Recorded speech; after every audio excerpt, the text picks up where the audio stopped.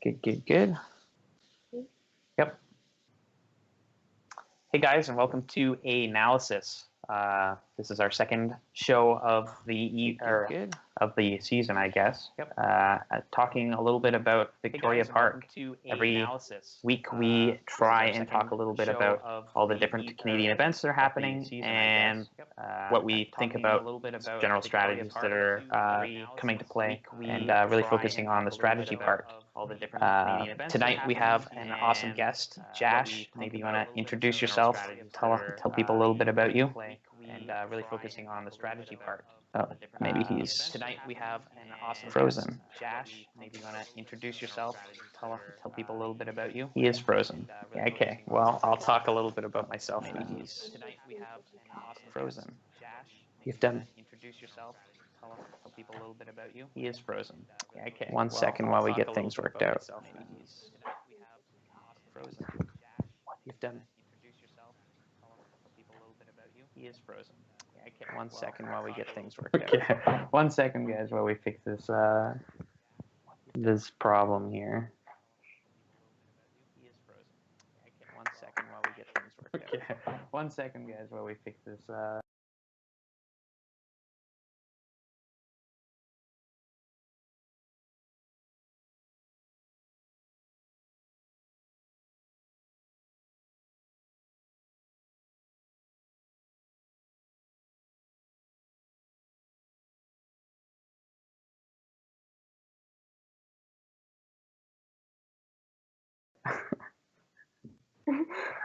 I'm moving around.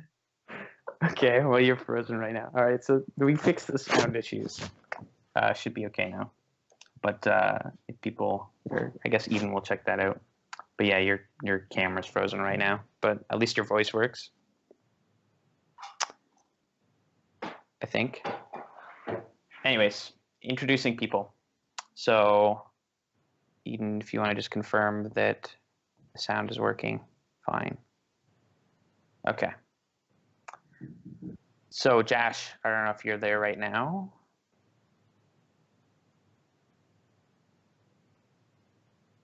Maybe not.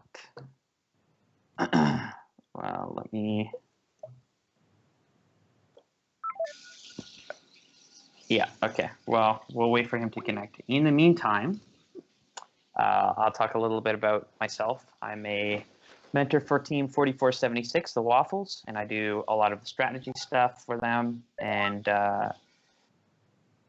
paying attention to regionals. Welcome back. It's been one of my favorite things to be part of, and kind of sharing some of that knowledge with you guys on a week-by-week basis as we slowly work through our technical problems, which are fun. So, Josh, you want to talk a little bit about yourself? Sure. This is my 8th year in FIRST Robotics. Did 4 years or 3 years as a student, 5 as a mentor now. I'm the lead strategy mentor for Team 1241. And for this season, I'm also the drive coach for Team 4939. Awesome. So speaking of, I guess, 4939, we'll jump right into our first topic of the day, which is Victoria Park recap. So Ontario, or Canada as a whole, had one event this past week in Victoria Park High School, where 4939 was actually one of the winners for that event. 4039, Makeshift Robotics was the alliance captain and #1 seed. We picked 4939 and rounded it out with 6141 as the final pick, and did end up taking that event. Any thoughts in general about the event from your perspective? The event was a fun one. I mean, I didn't know what to expect going into it, because I guess it was the first time where 4039 was really the big team that everyone wanted to be with, and then after that it was pretty much anyone's game. So going into it, I mean, I was pretty positive after Durham. So overall, I think it was a really well-run event. There was a lot of competitive teams, 1305, 5076. I'm sure we'll get into that later. But I think this was the first district event that was in a high school. So that was interesting for Canada. Yeah, for sure. Most of our events have been in like universities or like the district champs is in ice rink. So it's definitely a more small and cozy event compared to other events.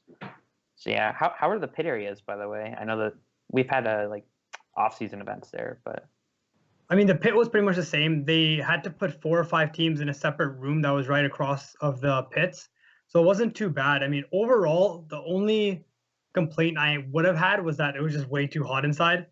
But other than that, I mean, we were ahead of schedule. Like the volunteers did a phenomenal job of the like running the event. So like it was amazing. It was really fun.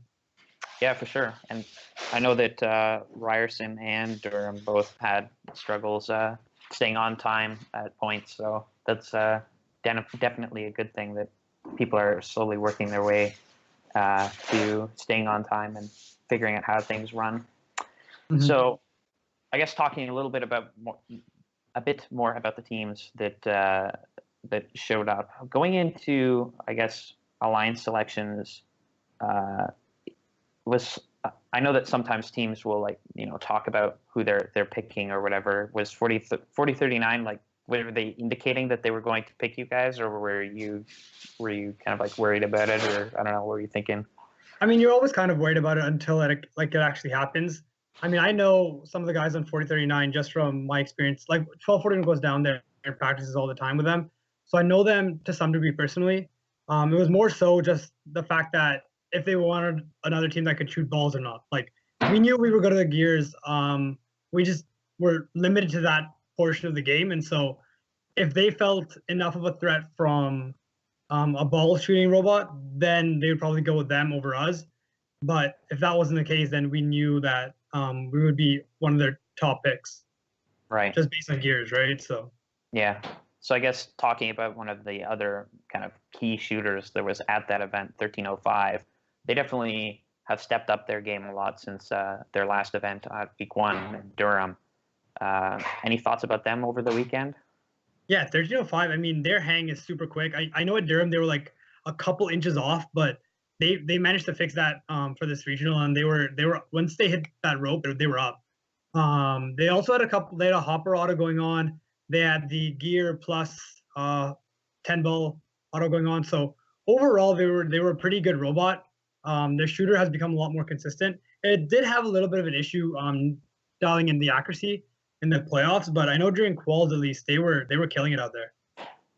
Yeah, I saw similar things too, and I think actually like Alliance 2 as a whole kind of has all gone to one event, and all Alliance members have really stepped up their game. If you look at 5076, who I believe competed at Ryerson the past week, going to this event, and I believe they were undefeated through all quals. So they lost a single match on the on the Sunday morning.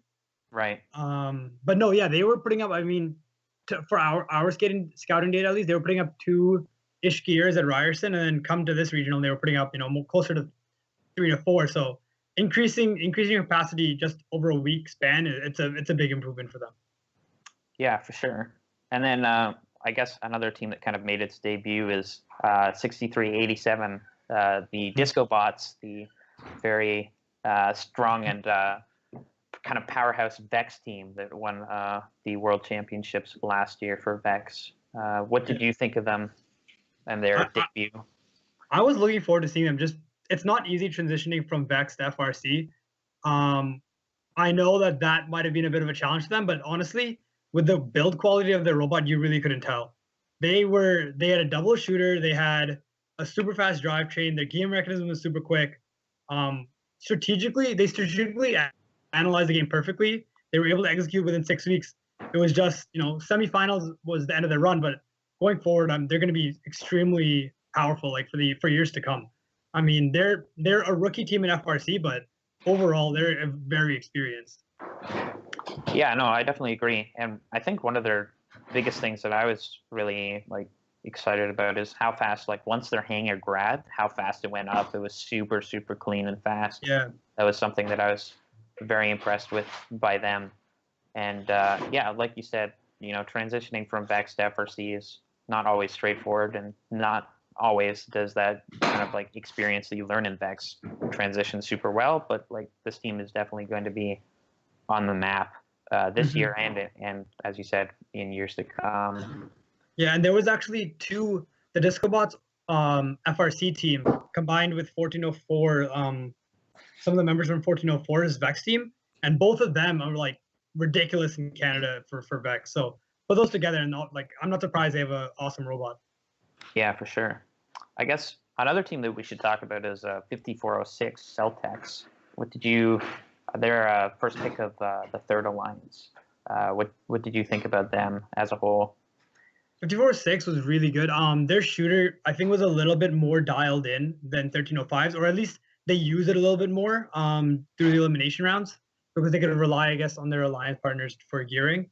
But I like their build quality. I mean, I remember Saturday night, because we ended early, there was a 2-hour period where people could use a practice field, work in the pits, something that we haven't really had so far in competition time. And in those 2 hours, they dialed in their shooter. Like, it was locked in. They were hitting, hopper autos and everything. So I think moving forward, they're going to be someone to look for, like, for a hopper auto. Like, they're going to have that hopper auto going consistently. And by district champs, they're going to be a threat. I think any team that shoots balls in auto is going to be a threat, honestly. Because it's not easy to get the 40 kPa down. And they're attending another event actually this weekend, so I guess we'll talk a little bit about them some more. And also, I guess another interesting point about Vic Park is we had a bunch of Michigan teams come down from, come up, I guess, the Robo Dogs. Every year, yeah, they're awesome. Yeah, I mean, thoughts on them, and still seeing, like, I know that because we went districts, we don't really see the Montreal team. Well, we can't see the Montreal teams anymore, but does it you think makes the event better when there's kind of more variety in places from teams that are coming from? I think it helps. I mean, I like the fact when teams from out of the country come in. It just helps give the people in the audience a scope of how big the entire organization is. And because of that, I feel like it's always nice to have them up. They had, I believe, a swerve drive on all three of their robots. All three of them, I believe, were hanging by come Sunday. So, I mean, they always have good, well-designed robots. It's just a matter of, executing that in the game. They had a little bit of trouble scoring some gears, but they're always awesome to work with. Right, that's super awesome. Yeah, no, I really enjoy that kind of aspect too, actually, of like having a variety of teams show up to events that aren't just necessarily from Ontario, and teams that you wouldn't normally see that often, kind of thing. So, anybody else that you're interested in talking about from Vic Park, or anything that you saw in general from that event that was maybe kind of interesting? I really enjoyed the way the game is developing. I think that more and more you're going to see teams that are really good at gears take that risk in a limbs where either they pick 2 more gear cyclers and go for the 100-point bonus, or they settle and they play it safe and go for a ball shooter to get them the tie break and settle for maybe 3 rotors instead. So I think that is going to start developing, and that's going to be pretty fun to watch. Right. I was actually talking about this last week too, and I think it's definitely an interesting kind of like gamble, because I mean, there's multiple kind of strategies, I guess. If you're a really good ball shooter, do you try and take away another ball shooter, like we saw this weekend at 254 and 971? Can't remember what event they went to, but neither of them were like maybe top elite gear robots, but we saw that they picked each other maybe to prevent like some sort of like making it harder for them because of the ball gap. And then I guess you also have, like you said, do you take the risk of trying to build a 4-rotor alliance, knowing that you might not be able to hit that, or do you play it safer with the ball thing? And it depends, right? Because weird things happen in the alliance selections. I mean, teams slip by. 40-39, if they had not gone with us, we would have ended up being the 4th seed captains, and we wouldn't have gotten a ball shooter at that point. And so because of that, we'd probably have to try for the 4 rotors and do that in a limbs. So it's a risk. Right. Yeah. So what we'll do is, apparently we're slightly frozen on the stream, so we'll just quickly fix that, hopefully. And then what I want to do is jump to a video, which if we don't get to that, then we'll just post it on the chat. Why?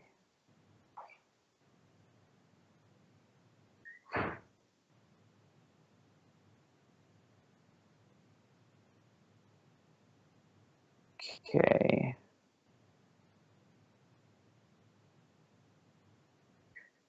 Well, it seems to be okay now, hopefully. But okay, so what we'll do is we'll put the video up later. But I guess we can talk a little bit about what the video is. I know you haven't gotten a chance to see it, but at Lone Star Central, we saw an interesting strategy being played, similar to what 1285 was doing at Durham against us in the semis, where you guys wouldn't spin up the rotors into like the last possible second, except they kind of took it a step further than that, and they didn't actually even place the gears until like the very last second, so that they, you can't even see it at all. So I don't know, thoughts on this kind of disguising how many gear points you have and how many gears you have? I mean, I don't dislike it. I think it adds an interesting aspect to the game. I feel that it forces the opponent to really play their own game and worry less about the opponents. So whether that be either going for 4 rotors or 3 and D, I mean, I like it. I think adding a strategical advantage like that to your alliance, if it works out for you, by all means you should do it, right? And if you have confidence in your human players to put it on in the last second, in the last 30 seconds after releasing the hang, and spinning those rotors, then for sure. I mean, I don't see any problem with it. Yeah, no, I agree. I think it's definitely forces the alliance to either just like play their own game or put a lot more effort into tracking how many gears the other alliance has and really understanding what those cutoff points for hitting those extra rotors with those couple gears that they may need. Obviously, not placing the gears into like the last second is a little more risky strategy, since you have to actually place them and then spin them up. I know that their first finals match was pretty clean with it, but their second one, it was definitely much more of a rush for them to have all those up and going, and whether or not that's worth it. Yeah, I wonder if we'll see that on like the Einstein level. Like if your opposing alliance always goes for 4 rotors, or if they always go for 3 and D, if they hide those gears, it kind of eliminates your knowledge of what strategy they're going for, right? So I don't know. I think it'll be cool to see on Einstein. I don't know if First is gonna let that happen. Like from a showcase point of view, I don't know if you want the scores to be at like just auto, and then all of a sudden it jumps 400 points at the end. Right. So we'll see. We'll see how First takes that. I mean, as that trend continues, and I guess the level of competition gets higher. But yeah, no, I think for now it's something that if you're worried about your opponent and it's going to be a close game, and you think you can do it, I think you might as well, right? Like it doesn't hurt. Yeah, for sure. It definitely adds to the complexity of what the other team has to think about, know what you're sitting at, basically. Yeah. So I guess another thing that actually was showing up in that specific finals match is ball starving, which is, well, specifically hopper starving. So similar to what we saw at Ryerson with 11-14. People were playing that against 118. Not necessarily that, obviously 118 still has a ground pickup, but the time investment still is significantly higher to go around picking up balls off the ground rather than just going to a hopper. Thoughts on that? Do you think it's worth it? Do you think that they can even block people enough, like to prevent that? I mean, it all depends on the robot's capabilities, right? Like for 11-14, it's an extremely valid strategy. They don't pick up off the ground. You're pretty much eliminating that portion of their game for the most part, unless their auto goes super well. But for robots that have ground intakes, like I know, okay, so at Vic Park, we knew that 1305 used to like to collect balls as they travel the field. And so the only hopper we hit down was the one right by their boiler. We left the other two on the opposite side of the field by our retrieval zone up so that they would go there, fill up the balls, because that would actually take them longer than just collecting them as they drive back and forth cycling.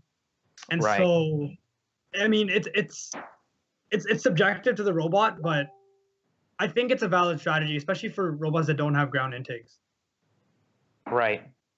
And I think otherwise. Sorry. I think most teams otherwise can pick up balls just as fast as the hopper comes down. Honestly. Right. Yeah, and it's also interesting though, like if you're actually able to prevent them, like if you can prevent them from getting one ahead of teleop, I mean, that's maybe hard to pull off since there are 5 of them or 4 of them, I guess, if they activate one in autonomous. But if you can stop them completely from getting that like load, which they're gonna at least get like 30 probably in their robot, that can definitely slow them down a lot.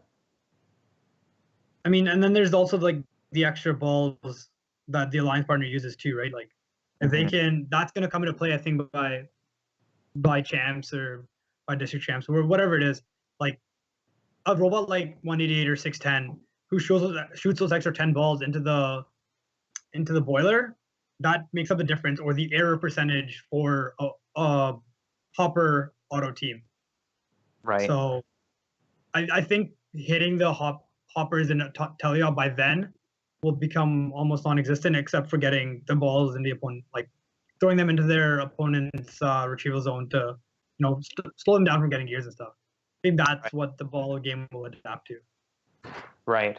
And going off of that point too, actually, there's been a recent Chief Delphi thread about, kind of using balls to hinder other teams from picking up in those gear loading zones. Obviously there's the rule where you can't use game pieces to make something harder or easier than it would be. So I guess there's a pretty fine line that you have to kind of balance between like, how intentional was that kind of thing? Is activating the hopper intentional? Well, probably not, but is shoving balls literally like out taking them into the loading station, you're probably going to get called on that kind of thing. For sure. I mean, sorry, go ahead. And I guess the other thing too is like messing up hangs too. I know that some alliances, including I think at Ryerson with 11-14, were like dumping their balls in the last like 30 seconds.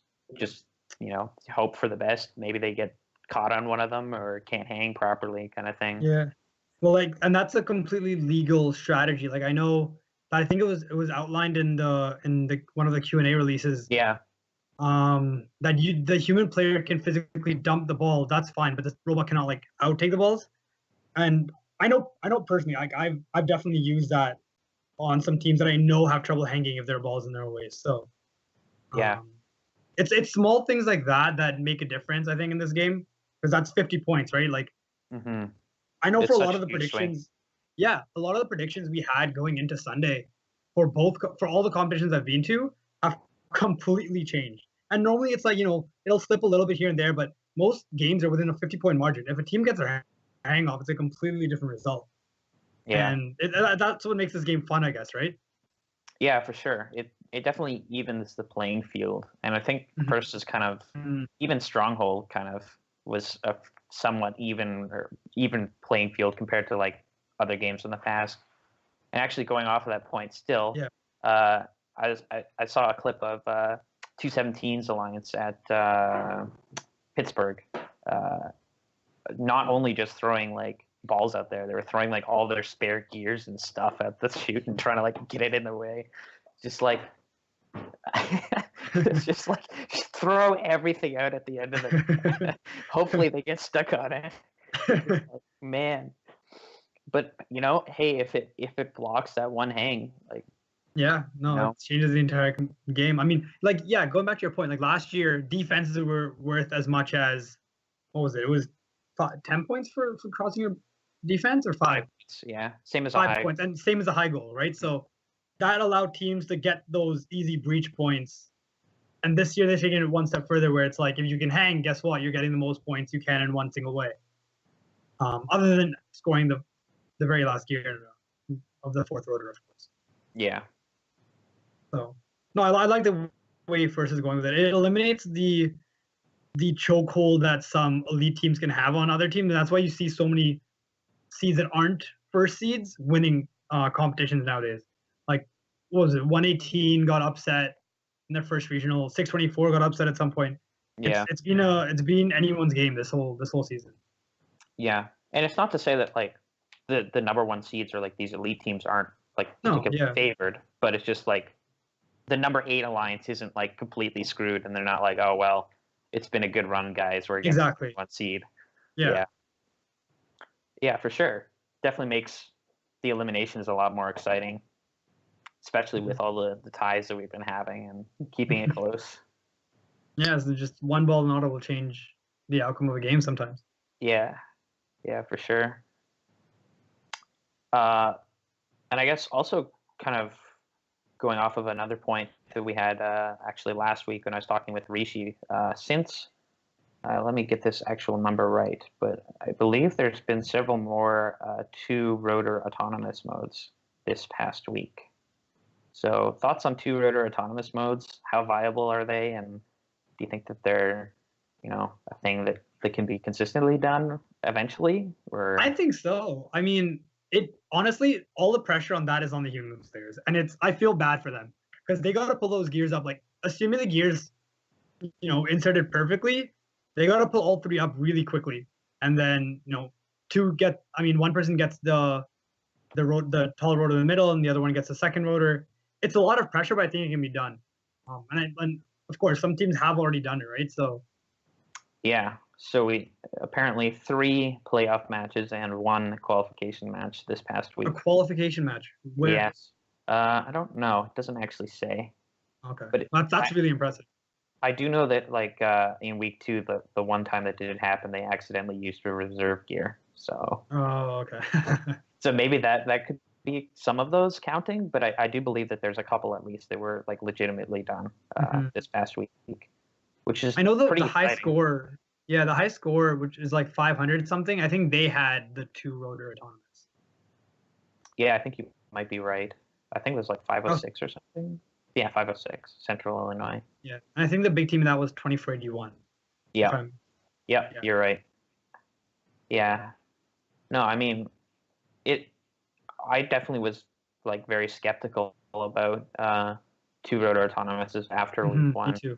It was just like, how are they ever going to be able to like get all those running and like lift them up in time? But I mean, I guess as teams are dialing in their autonomous modes and the gears are not like at the very front of the peg, and the pilot doesn't have to take a year to lift up the peg without falling off, they're able to hit these. I mean, if we can see that plus 40 kPa, that'd be something else. Yeah. Yeah, that's actually ridiculous. And I know like there are some teams that I'm sure they will try, but very few teams still right now are hitting 40 in autonomous, even when they just like go right at the bat. I think part of that is also just the boiler not being calibrated properly. I know at Vic Parker was having a little bit of issue as well. I mean, it wasn't that big of a deal because not that many teams are shooting, but Ryerson, there was a big difference at Ryerson when they went from Saturday to Sunday. Like, the boiler was counting maybe half as much as it should have been. And once it got fixed, it was 11-14 had such a massive advantage over the competition at that point that you knew that they were the team, like, essentially to be on balls. Right. Yeah, for sure. I guess another trend that we've been seeing is that, there's more and more 4-rotors that are being able to be executed. 3.9% apparently of all playoff matches had 4 rotors. So this is actually like way, way, way more than this triple from week 1 almost. I'm curious to see if we're gonna see. I'm curious to see if we're gonna see 4 rotors in Canada in an Elims match. Yeah. Because we like our defense and we cherish it, and unless you have like a super strong cycling team, which honestly might be the case in a 6, 7, or 8 seed alliance, right? They might not get the best balls and ball shooter, and so they have to go for the all-out strategy to get 4 rotors, right? So I'm curious to see if it'll happen in Canada, and if so, when. But I know there are some qual games where 4 rotors were very close. Yeah, I've noticed the same kind of thing. I mean, and like I've seen with the 4 rotor matches that I have seen, like the defense is like there to some extent, but not really to the same extent that we've been seeing here, at least in Ontario.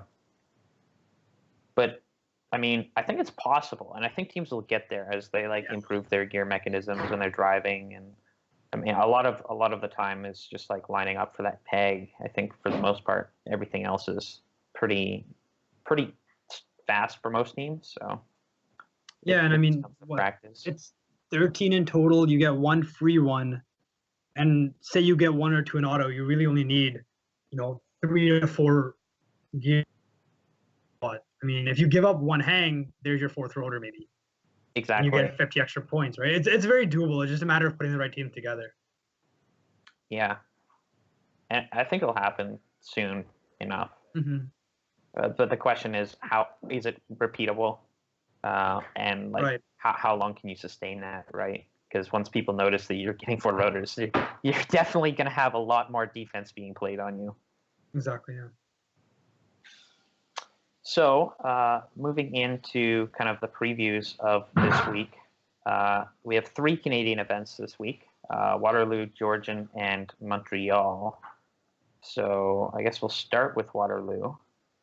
I guess the big name that everybody's mostly excited about for Waterloo is 2056's debut. And we'll see what they bring out. I'm sure they'll be strong as usual. And people will be looking, I guess, to see them continue their streak or regaining their streak, I guess, after their loss to you guys in Waterloo last year. And also 11-14 is attending, so would not be surprised to see them coming out of the gate super, super strong. I'm really curious to see how 4678 does, because they're competing on Waterloo, right? Yeah. They were awesome last year. I mean, they beat us in the Newton Division Finals. So, like, if they stick to that level of I say simplicity, yet their Sally Port Auto was super complex. Yeah. But if they keep their robot design relatively simple, and maybe they just stick to gears plus like a 10-ball type of thing, I feel like they can be extremely effective, because they're one of those teams who, once they get it right, they're consistent, and that's what you're going to get from them. So. Yeah, for sure. No, I'm really excited to see them too. It's their debut as well. I think most teams have played by this point. There's only a couple that are still yet to play. Who else is? We'll see 49-17 too. I know that they maybe didn't have like a super, super strong year last year, but in the past they've been pretty solid, simple kind of like robot. Yeah. And 45-25 is coming back again. I know, well, they had a great week 1 event at Durham, seeding first. Unfortunately, didn't quite make it to the finals. Got knocked out in the semis. What do you think about them in general? I like them. I believe at Durham, which was like a first week event, they had a corner auto going, and I don't think anyone really expected that from them. So the fact that they went above and beyond than they normally do shows that they really want it this year. I mean, they seeded first. They picked 26-9, which is a stellar robot. I mean, I think that they can go far. If their corner auto works and they average the same amount of gears as they did at Durham, they're gonna be a contender. I mean, they were hitting about maybe 4, just around 4 gears at Durham. So You never know. Waterloo's always a super competitive regional, but I would definitely look forward to seeing them compete. Yeah, same kind of things with me. I mean, we'll see what improvements they come Right. up with. I know that hang wise, when we were looking at them, they were like super reliable, but like slightly slower than the average field. Yeah. So maybe that's something that they look to improve, and I think they'll be super solid. Like they were working on their getting around defense and stuff like that. So Mm-hmm. I think that was their main issue with Durham, just working around defense. And yeah, sometimes you don't. It's hard to practice that, right? Unless you have a spare robot available to you, or um, like if you practice at someone else's practice facility, you don't really base that defense until you're at the competition, and at that point, it's iffy. So yeah, I feel like now that they have that experience, they should be better. yeah, for sure. And then I guess we're also seeing Team Dave. So Dave coming back from their semifinalist performance at Durham, and we were talking to Rishi last week, and from what I heard, they were working on their autonomous modes and making sure that they can get more balls in that autonomous, just speeding that up. And Yeah. it's going to be interesting because I mean they won't really miss those balls. I guess it's an accurate shot, and how they can kind of compare to a team like 11-14 that obviously does a ton of KPA. With like how Right. close can they keep that? I mean, I think the big thing for them is just kind of speeding up their gear cycles. I know that, I mean, maybe everyone came into Durham with the expectation that 3683 would be the team that they want to be with because they Mm-hmm. were such an awesome cycler last year. I mean, they were a low goal robot, yet they managed to seat second in their division. It was unbelievable how good they were. This year, I think if their gear cycling gets to that point again, they're going to be the exact same robot. It's just a matter of getting to that point and reiterating. I know that they had some issues throughout the Bill season, but I mean, they were still stellar at Durham. So I'm sure they've only gotten better.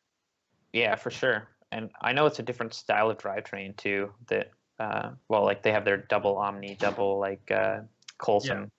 So it's hard too when you change drivetrains and you don't have as much practice, uh, perhaps, uh, compared to like a standard tank drive. Mm-hmm. Yeah, because I think their driver, who's been driving for 4 or 5 years now, because he started in middle school, but he's always had that same drivetrain, and so maybe switching it up maybe impacted him a little bit. But I mean, no, they They're should be fine. definitely good. They're going to be solid for sure. Yeah. Yeah. And yeah, anybody else that you want to mention? I guess 48-14. They're a pretty solid team that comes out every year from London, and just builds simple, pretty reliable robots the past few years, and obviously had that really good year in 2013. Yeah. Uh, I think they'll probably be pretty solid. I don't know what exactly to expect from them, but definitely keeping an eye out for them as well. No, yeah, I agree. And let's see if there's anybody else. I guess we can talk a little bit about us. Waffles. Yes, Yeah, a lot. we didn't have the best week one showing. We had some issues, but Robot is largely redesigned for this next event. We now have our hanger on, and it's looking like a 10-second hang-ish. So, and just adding reliability to our whole gear mechanism. Mm-hmm. We I guess we overextended a little bit with our shooting capabilities. While the shooter was good, the loading wasn't as reliable as we would have liked. So putting too many resources into that caused us to kind of fall behind in other aspects. So just really looking for consistency this event, getting that hang every match, getting that auto gear every match, and putting up 3, 4, 5, however many gears we can do Mm-hmm. in a match. Just hopefully keeping it close there too. No, yeah, I think if any team is able to put up 4 gears and auto and a hang, like they're reliable, right? Like you can count on them to give you what you need, whether it be 4 rotors or just simply finishing that third roto by themselves, right? So yeah, no, I'm excited for you guys. I feel like you guys still weren't like bad at Durham. You guys were able to hold your own. It was a first week event, so everyone was kind of like trying to figure out the game still. But going forward, I think you guys will definitely get your stuff together. Yeah, that's what we hope. I mean, until you really see it on the field, it's kind of like nerve-wracking, right? So yeah. So moving over to Georgian, which you guys are attending. Big names here. I mean, obviously, is the 1241 show possibly. You want to talk a little bit about you guys and what you're looking for this event? Sure. I know we weren't too happy with our shooting at the Ryerson event. We feel like we can definitely get it to be faster. So the main improvement that we're looking forward to is just increasing that feed rate. I mean, other than that, we were fairly happy with our gear cycles. I think we were averaging around 3. We do want to get that a little bit higher, but we know that shooting is going to be a big resource in the playoffs, and so we kind of focus on that a little bit. But I'm excited. Like, I think this is an opportunity for the team to kind of get comfortable with their robot, right? Ryerson was extremely competitive, and Georgian is too. I mean, there's teams like 1325, 5406 who had an awesome weekend, and others. But this will help, I think, the team kind of settle into their role and understand what the robot is really capable of, since we did have that extra week to kind of figure out what we wanted to fix. So I think after this regional, it'll be very minimal changes for the rest of the season, and what you see is what you're going to get essentially. Right. No, like definitely looking forward to you guys and performing pretty well. I guess we also have some interesting kind of like middle of the pack solid teams like 4976 and 1334 is looking pretty solid from what I saw of them on the practice field, but I won't talk too much about them because they haven't done a reveal. But both those teams I'm pretty excited about, and even 4618, the Newman Robotics, like they've had some pretty solid. They've had some good years for sure. Yeah, the last 2 years they've really come around and been like a consistent team. So I wouldn't expect anything else from them. And I guess we're also seeing 43 debut. So I know that they maybe 2013 maybe was their best year, but if they can continue, they still always have like pretty decent robots that they field and do pretty well. Mm-hmm. Personally, I feel like, I mean, I don't know if this is a little biased, but I feel like 1285 from looking at them at Durham, I think that they will be not maybe the favorite. I feel like they'll be one of the favorites because I think 5406 is definitely up there as well. But I think 1285 really has found the simplicity in their design, and they think they can just ride that out. Similar to 4939 in a way, right? Just kind of do your thing and let the pieces fall into place. Right. No, I definitely agree. They were super solid at Durham with their ground pickup and just focusing on those gear cycles. Mm-hmm. I was really impressed. Like them and 5406, they both have ground pickups. From my knowledge, at least, there might be other teams like 1334. I'm not sure who might have a ground pickup that hasn't revealed yet, but a ground pickup I feel is the kind of secret weapon to this game. It's something that not a lot of teams have, but if you do have it, it's a big asset. Because so many teams you're dropping gears on the opponent's side, so stealing their gears might benefit you. I think at Ryerson, Beaverworks with their ground pickup scored like 3 gears in the last 45 seconds and then hung. They needed 1 gear to get that fourth rotor, which was hiding on like the other side of the airship. It was really unfortunate, but yeah. No, I definitely agree. And playing against them, I know we had a match where we were playing defense against them, trying to block their hang. Even like their hang seems super reliable. With we only gave them like 20 seconds to cross the field and like fully line up and stuff, and they still were able to hit it. So, just having that reliability with the ground pickups, if they drop it, they pick it up or whatever. That just adds so much versatility, right? Yeah. And I guess we can talk a little bit about Alpha Dogs too. Alpha Dogs, I think maybe the sleeper pick of Durham. They are, yeah. Just like surprised how far they went. but or how low they dropped, not how far they went in the eliminations. But you know, it'd be interesting to see what they come up with. I've been hearing that they're working on their shooting accuracy and stuff. Their shooters are ridiculously fast, so if they can put together, I don't know if they can do a hopper auto, but I know that they do like load in through the top, I think. So Yeah, no, they have a big enough area to, fill, maybe not the entire hopper, but they are able to fit in a good portion of it. And from their progress in elimination matches at Durham, and given that the 2 weeks that they had to improve it, I feel like they're going to be one of the best ball robots of that event, for sure. Yeah, no, I'm excited for the Alpha Dogs. yeah, me too. Right. I don't think they're going to slip this like that far again. No, I don't think so but either. But they're definitely they're going to be good. Awesome. Anybody else that jumps to mind for?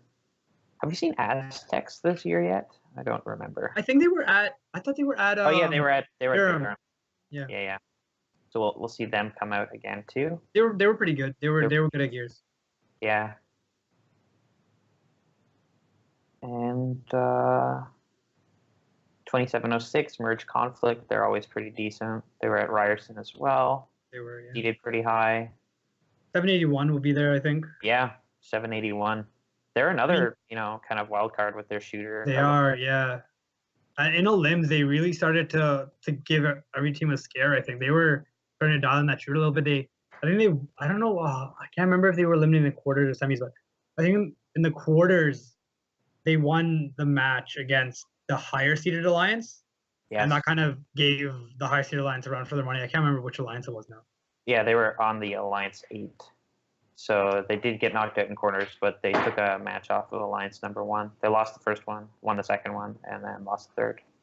Yeah, I mean, and they're a veteran team, right? So they really know how the whole competition works. And I feel like in a game like this that's so chaotic and they can switch the tempo of the game so quickly, having that knowledge behind the glass really helps. Yeah, for sure. No, I definitely agree. 781 should be coming up pretty strong. And if they can like improve their shot accuracy a little bit more, like their fire rate's like pretty decent. Yeah. So if they start nailing like every single one of those, they're gonna be very, very, very scary. Mm-hmm. And yeah, like the match that we were referring to, they won that second match by 2 points. Yeah. Like 258 to 256, which is their shooter, right? So yeah. No, it's definitely looking forward to seeing them play again. And then the last event, I guess, of this week for Canadian events is Montreal. I'm not sure how much you know about the Montreal teams. Probably not a ton, but we will try our best to cover some of the stuff. I guess we can start with 3360, who we haven't seen play yet. But I don't know if you've gotten a chance to see their reveal video. I did, yeah. And they have great videos every year. Yeah, for sure. And I think, they're always a solid team. They have a really close shot, kind of like you guys, where they'll line up right up against the wall and shoot a whole bunch. And, their gear mechanism seems pretty solid.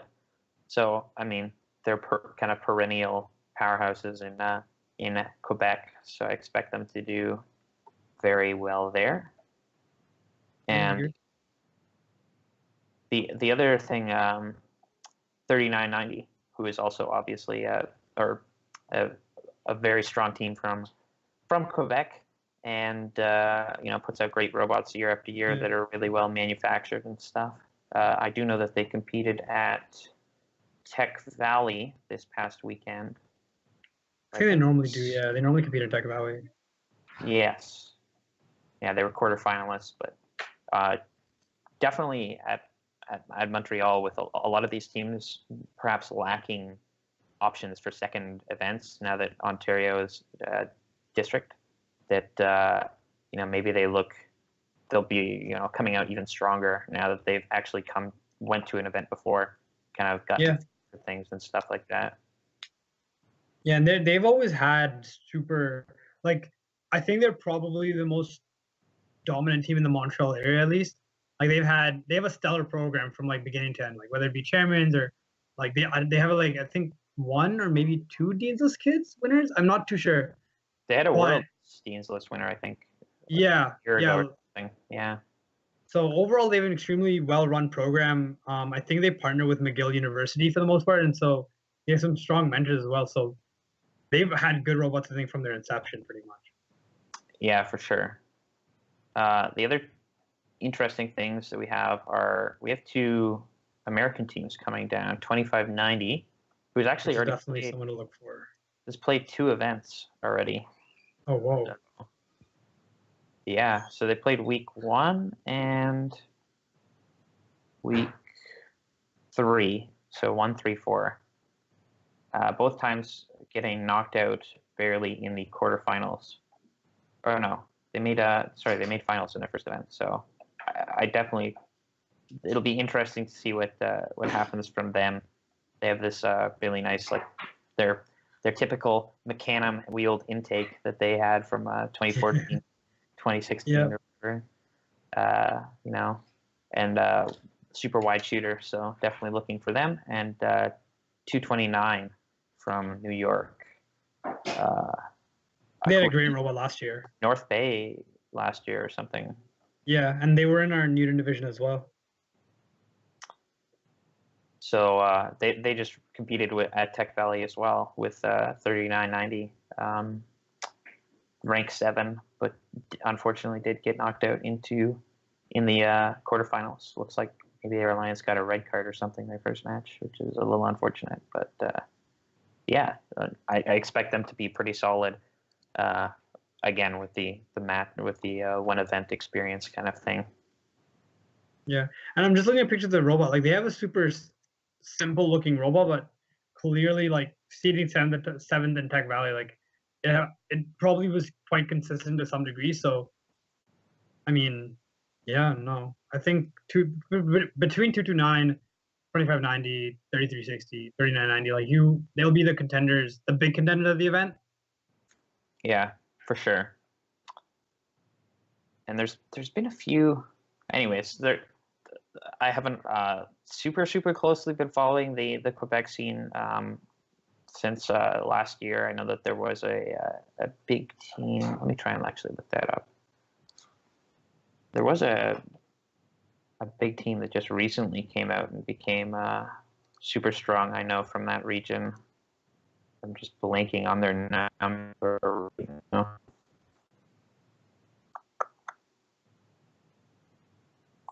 5618. 56. ELS. Yeah, I know that they went to Montreal and just dominated last year. Number 1 seed and won. So I wonder if they've competed yet this year. They have not, so they're only attending this event. But they do have robot pictures. Yeah. It looks pretty good. I mean, looks like they have a shooter, they have a gear mech on the side, a decently sized hopper. Yeah. So, I mean, I expect them to probably be, pretty decent for Montreal and do well there as well.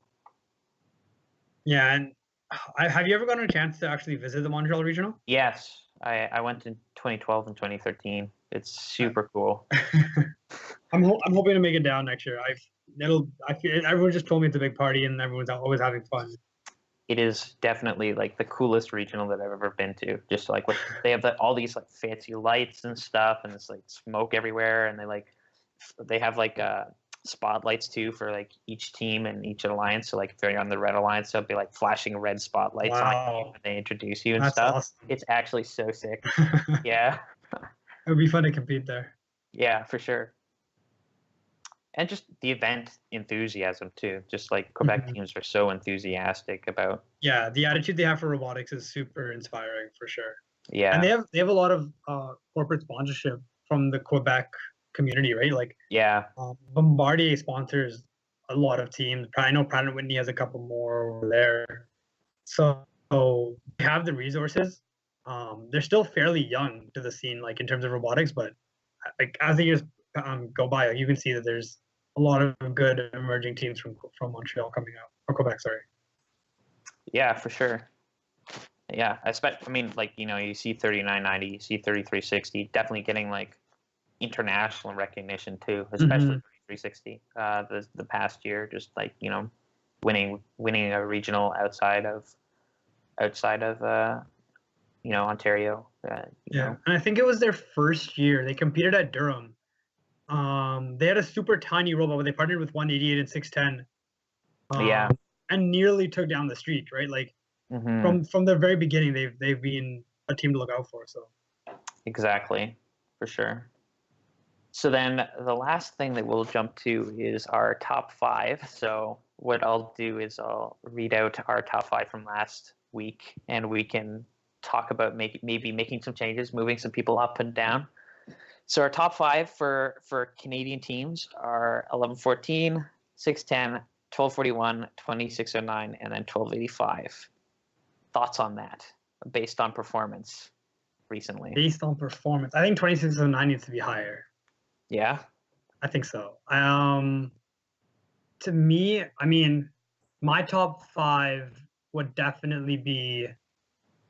Oh, it's a hard one because there's so many factors that go into this, right? You have to consider balls versus gears.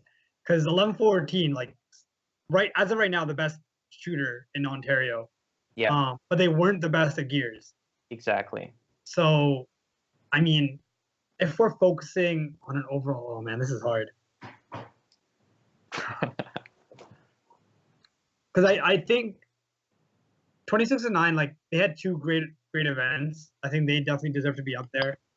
I don't know if 1241 deserves to be in the top 5 yet. I do think that they still like need more time to prove themselves. I don't know if that was like a popularity vote or something, but I do think that might not be the case. But no, 1114, 610. I think 2609. In no particular order, by the way. Personally, I do think 4939 should be up there. 2 regional wins. I definitely agree after this weekend. Just yeah, their reliability is super good. Trying to think of a 5th Canadian team, if not 1285, because I do think 1285 is very good. I mean, I think after 2 regionals, you'll really be able to dictate how good teams are, because the first regional can always be a little bit difficult for teams. So, yeah, I mean, sure. I mean, let's go with 1114, 610, 2609, 1285, 4939 in some order. Right. I don't know if I'm missing a team, and I feel horrible if I do. What about let's think about winners. We have 4039. Do you think they're up there? Oh, 4039, of course. 4039. They have to be, yeah. I mean, their shooter, they shoot 2 balls at a time, and it isn't the most accurate thing, but their gear cycling, I mean, even though you didn't see it in the limbs, they could gear cycle just as well as any other team. And they were good at it, right? So it was just something that no one really got a chance to see if they only looked at the limb matches. So I do think 4039 all around should be up there. One thing that I was really impressed too with 4039 is their autonomous modes. They just they had an autonomous mode for like everything. It seems like left, right, center, drive all the way down to the field stop, like right before the white line kind of thing. It's just like super solid. See who else might be up there. Regional wins.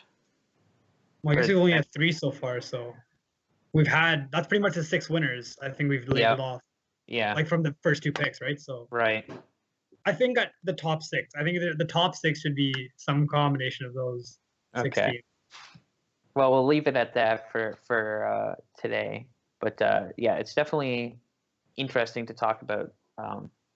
Some of the top teams that we're seeing, and it'll be interesting to see what we think about other teams that start to raise up the bar as they perform better, and see if they can reach those kind of levels, because obviously everybody's still improving and nothing's fully locked down yet, for sure. All right, so with that, thanks for tuning in, guys. For the people that have watched, and for anybody who's watching on YouTube, thank you very much. Sorry about the technical difficulties once again. We're still working out some of our stuff, and we will have our video that we were going to play about the finals match number 2 at the Lone Star Central Regional up on our YouTube channel for people who are interested in watching that. Just break down that whole match and talk about some of the interesting things that were happening there. So thanks again, guys, and we'll see you later.